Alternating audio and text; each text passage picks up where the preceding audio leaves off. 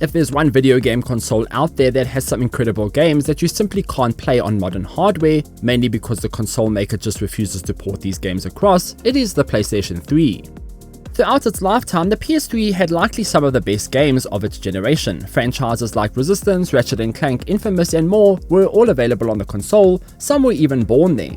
But again, unless you have a PS3, you're not going to be able to play these games on a modern console anytime soon. Of course, you could cloud stream, but I live in a region where there's no PlayStation Plus cloud streaming, so that's out of the question.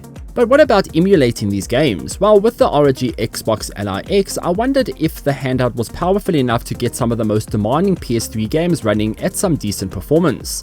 Of course, this whole process relies on installing an emulator, dumping your games using a PS3 itself or a Blu-ray drive, or getting them through other means. I'm not big into piracy at all, however, when game preservation isn't possible because a console maker simply refuses to make games playable on modern consoles and hardware, there might be some exceptions to the rules. I mean, how are you supposed to play these games if there's literally no way to do it? So in this content, I want to show you just how well a PS3 emulator works on the ROG Xbox Ally X and whether or not it is worth your time. I dumped some games, installed some mods and emulators, and did some tests.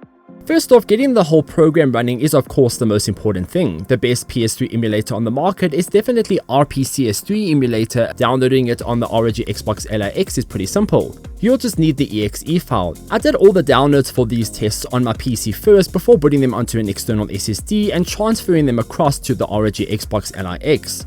I found that navigating the ROG Ally can be a bit of a pain given the smaller display and lack of keyboard and mouse. But if you have the patience and really good eyes, you could also do this on the device itself. You can also install everything and manage all your files on your PC. Once it's all up and running and you've confirmed that it works, you can just copy the entire folder to your ROG Xbox Ally X and just launch it with the emulator. The emulator will just open and all the game files and settings will be in place, and you don't have to do the entire setup at all on the ROG Xbox Ally X. Files needed for this include the RPCS3 emulator, a PS3 firmware file which you can get on the official PlayStation website, your game dumps, and most importantly the RAP file, which is also dumped from your game. This is a license file that confirms that you own the game. Once you have these files, switch on your ROG Xbox Ally X and go to the Windows desktop mode so you can access the internal files and you're not subject to dealing with the Xbox UI. Go to where you've saved the files and extract the RPCS3 emulator. Once installed, launch it. The program will then tell you where it's going to look for files and how to get going. Now you'll need to install the latest PS3 firmware. Click on File, Install Firmware, navigate to where the PS3 pub file is and let it install. It takes a few minutes to install, so just be patient. Now you'll want to get your games added to the emulator itself. If you have a PKG file, click on File, Install Packages, Wraps, EDATs. Go to where your PKG file is and install it. If you have dumped games, you need to paste the entire folder contents into the games folder inside the emulation's installation location. You can also drag and drop the dump folder onto the emulator's open window, and the emulator will automatically copy and assign everything itself. If you want to have a seamless experience here, I suggest you install your games, but at the same time choose to create a desktop shortcut and a start menu shortcut for them at the same time.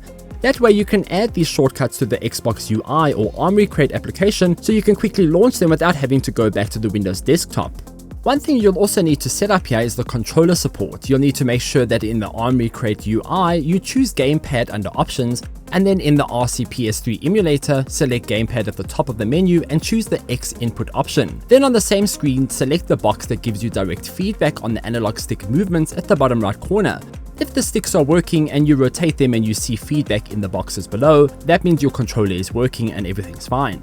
Of course, you'll also need to install the RAP files. For every game that you've got installed, make sure that you go into Files, Install, and navigate to your RAP file to assign the license file to the game. Else when you launch the game, it's going to tell you it's missing this file. And that's about it. The setup for your PS3 handheld device is done. You can go further and fiddle with the graphics settings, but I did find that by default, RPCS3 emulator actually does a great job setting up the best and most optimized settings on the device. If you're craving more frame rate, you can obviously lower some settings and the resolution to get higher. Testing out games, the ROG Xbox Ally X did a great job running everything I played. Resistance Fall of Man ran at 30 frames per second at 1080p 16x filtering. You can go higher by lowering the resolution a bit more. Ratchet & Clank Nexus hit 50 FPS at all times on 1080p, and honestly, it looked pretty great.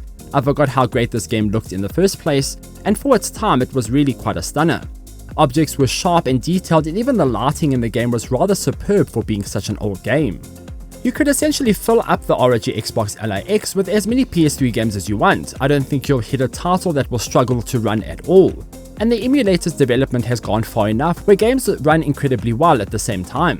I thought the whole experience here was quite smooth. Sure, the most challenging part of this would be getting the games themselves, but if you already have a PS3 library set up, you should be fine.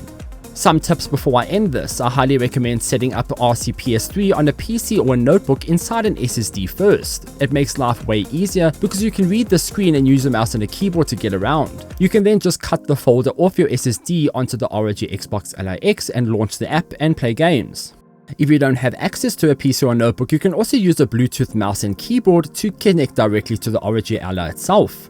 It also speeds up the process because the display on the unit isn't made for doing intricate finer work in folders and apps.